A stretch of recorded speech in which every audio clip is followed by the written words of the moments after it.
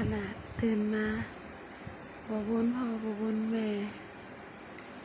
ตื่นก่อนพ่อก่อนแม่ตื่นก่อนน้องหูน้องเพิ่นนอนควงขนาดหมาเนี่ยหัวต่ำหัวเตียงตลอด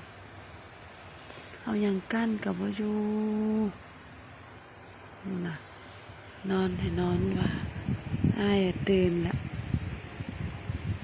ตื่นมาจัด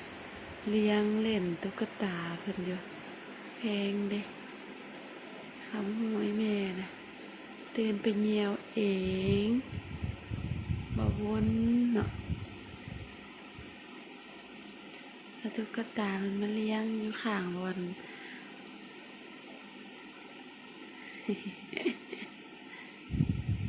เป็นบ่าวแล้วดิบ่วนพ่อวนแม่นะดิ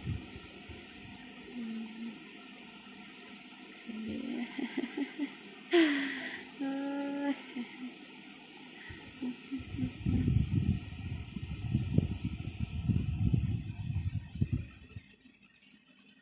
หลายตู่เถอะว่ามีจักตู่หั่นนะคือหลายตื่นได้ไหมลูกตื่นเถอะเอ้ย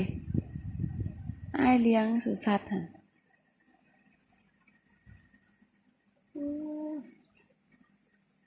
โอ้หลายตู่เนาะตัวใหญ่เด้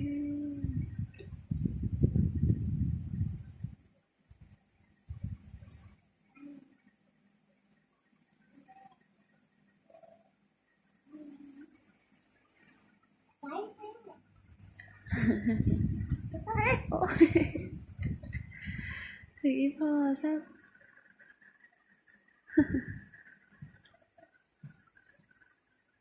หุ่น